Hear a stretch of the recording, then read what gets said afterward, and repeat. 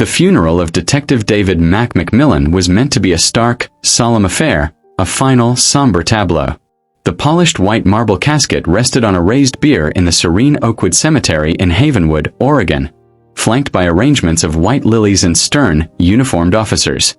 The morning sun, usually so vibrant in the Pacific Northwest, glinted coldly off polished badges, and the stars and stripes draped across the coffin barely stirred in the hushed breeze.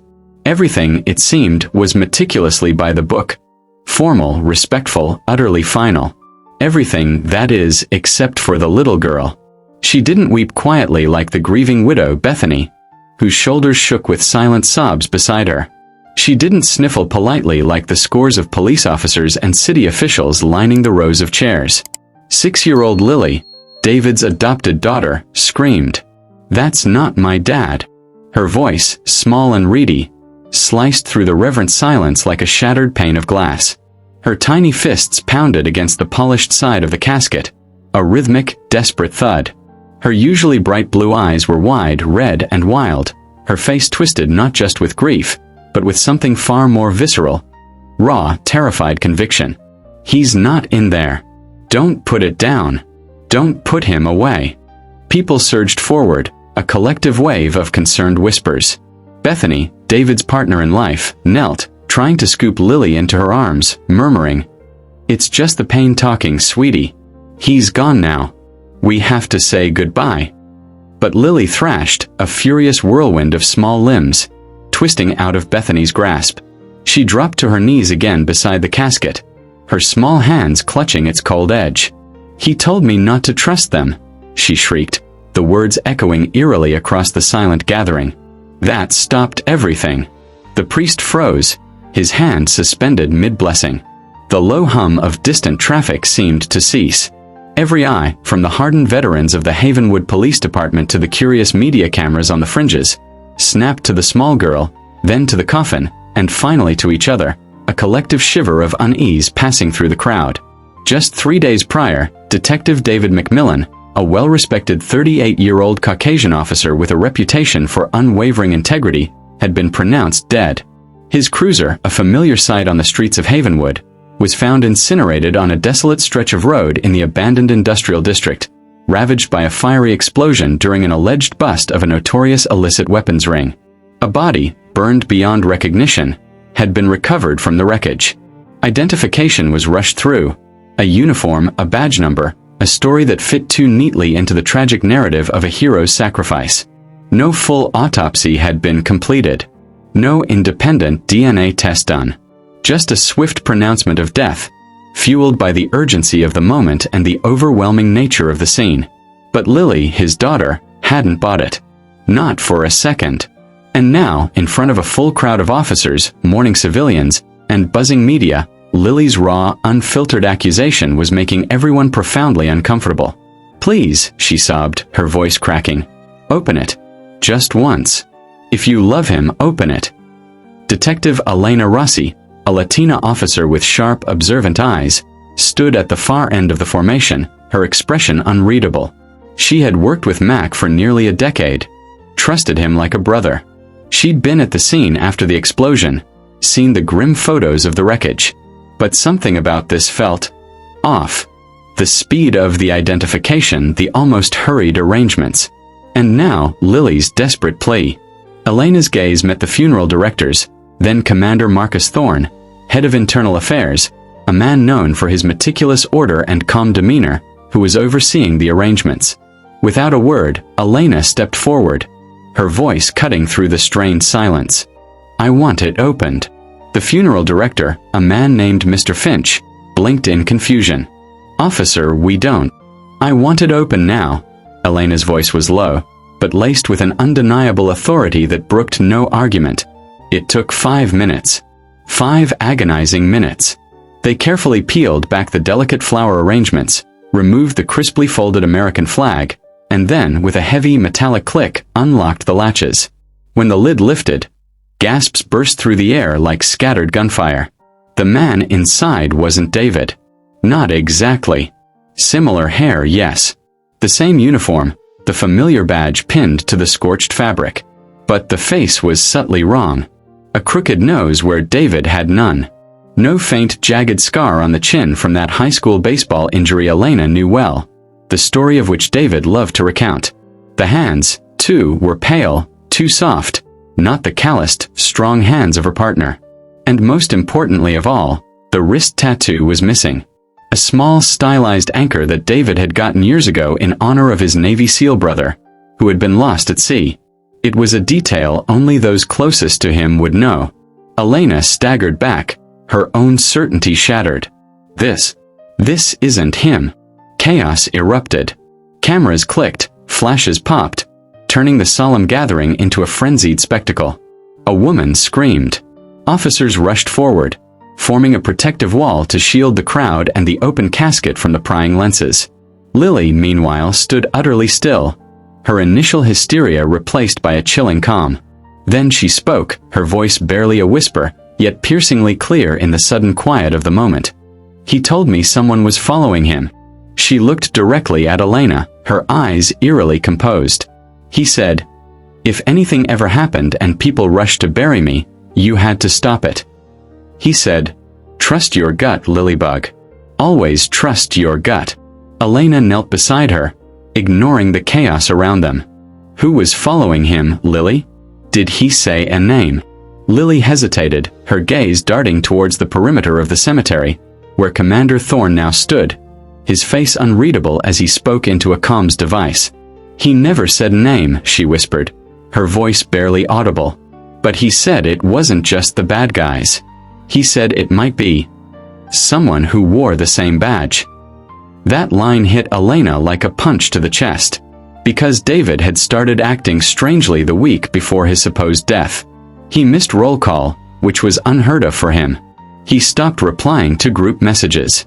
When pressed, he'd vaguely claim he was working a confidential side tip on a major cartel weapons shipment through the Cascadia corridor, a notoriously active smuggling route. But nothing in the system reflected it. No official paperwork, no intelligence reports cross-referenced. He'd gone quiet, withdrawn. Then, boom, dead. Except he wasn't. And the man in the coffin? A body double. The uniform and badge were real, David's originals, but the man wearing them had no known identity, no next of kin, no paper trail. Hours later, a second, more chilling twist emerged. A voicemail, hidden deep within David's private, encrypted backup line. A contingency he'd set up years ago, meant to trigger only if his main police-issued phone was disabled. The message was chillingly brief, only 6 seconds. "If you're hearing this, I was right. Don't trust the chain. Watch the guy in admin. He's not clean."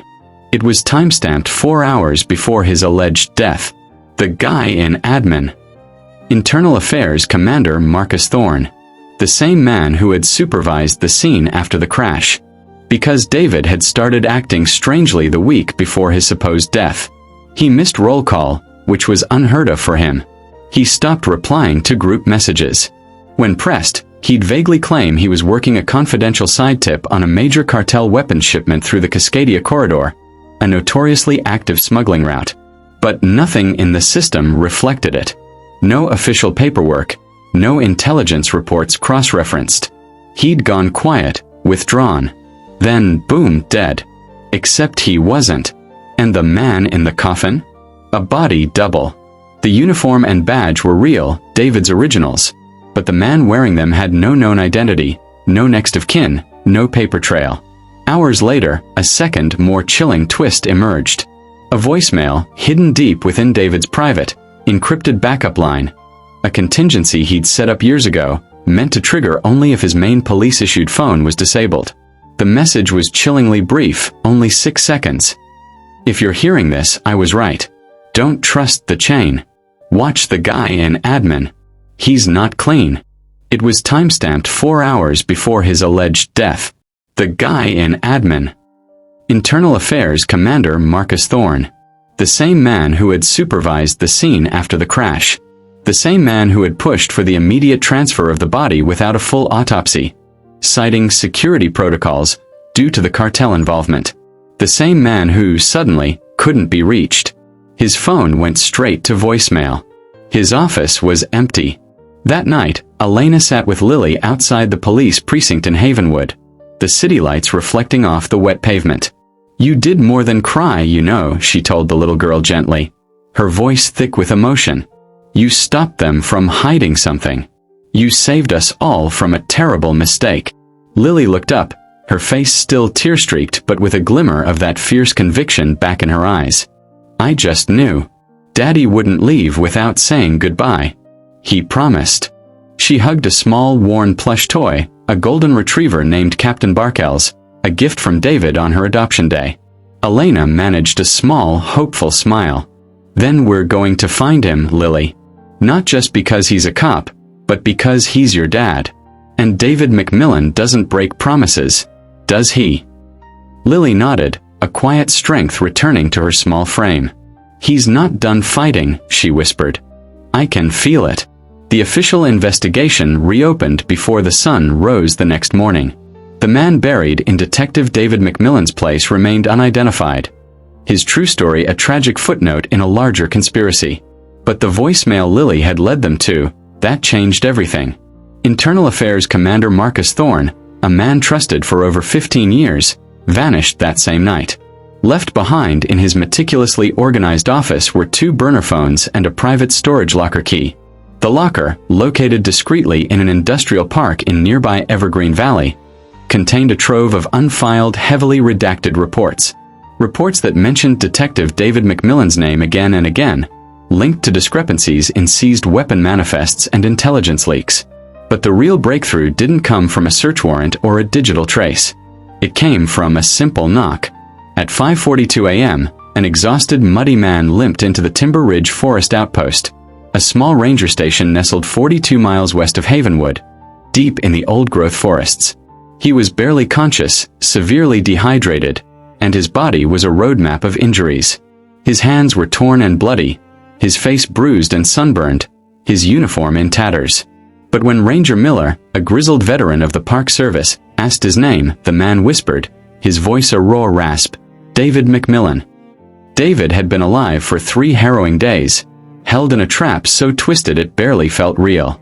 It had started weeks earlier when he uncovered traces of a dirty shipment report tied to confiscated weapons from the Cascadia Corridor cartel. The paperwork didn't match. Dates were off. The guns were supposedly destroyed, but ballistics from a recent, particularly brutal gang shooting in Riverbend Heights showed the same serial numbers. He brought it to Commander Thorne, who smiled, nodded, and told him, "Leave it to me, Mac. I'll handle it personally." Sensitive stuff. David didn't. And that was his mistake. On the night of his disappearance, David was chasing a false tip Thorne had fed him about a meeting in an abandoned roadside facility in the industrial district.